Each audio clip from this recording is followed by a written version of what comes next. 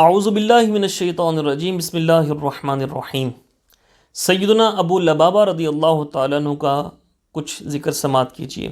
جب آپ صلی اللہ تعالیٰ علیہ وآلہ وسلم مدینہ المنورہ سے بدر کے میدان میں جنگ کرنے کے لیے گئے تو اس وقت سیدنا ابو لبابہ کو ہی مدینہ میں نگران متعین فرما کر گئے تھے۔ اس کے علاوہ غزوہ سویق کے موقع پر بھی مدینہ کا حاکم متعین فرمایا تھا۔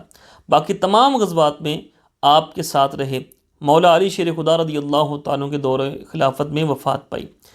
مسجد نبوی میں ایک ستون ہے جس کو استوانہ ابی لبابہ کہا جاتا ہے، استوانۃ التوبہ بھی کہا جاتا ہے۔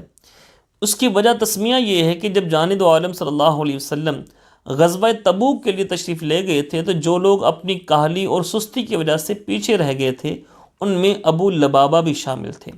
بعد میں ابو لبابہ کو اپنی غلطی کا احساس ہوا تو انہوں نے اپنے آپ کو ایک ستون سے باندھ لیا اور وعدہ کیا کہ میں اس وقت تک اپنے آپ کو نہیں کھولوں گا، نہ کھانے پینے کی کوئی چیز چکھوں گا جب تک اللہ تعالیٰ میری توبہ قبول نہ فرما لے، یا اسی حالت میں مر جاؤں گا۔ چنانچہ 7 دن تک آپ نے کچھ کھایا نہ پیا، صرف نماز اور حوائج ضروریہ کے لیے بیٹی کھول دیا کرتی تھی، باقی تمام اوقات میں بھوکے پیاسے بندھے رہتے تھے۔ آخر نکاہت سے بے ہوش ہو کر گر پڑے۔ اللہ تعالیٰ کو ان کے حال زار پر رحم آ گیا۔ جبریل امین ان کی توبہ قبول ہونے کی خوشخبری لے کر نازل ہو گئے۔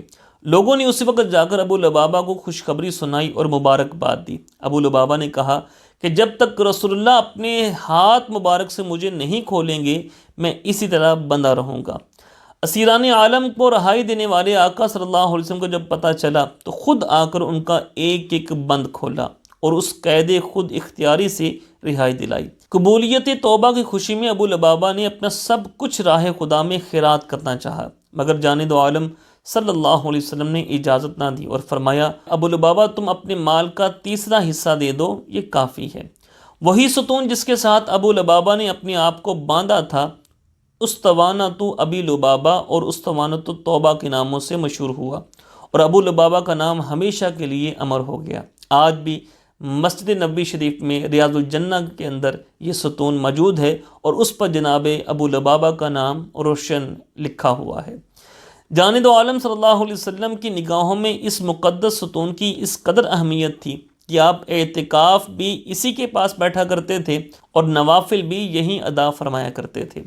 اب بھی اہل محبت اس ستون کے پاس کھڑے ہو کر چپکے آنسو بہاتے ہیں، اس یقین کے ساتھ کہ یہاں بہنے والے اشک ہائے ندامت گناہوں کے انبار کو خس و خاشاک کی طرح بہا لے جاتے ہیں۔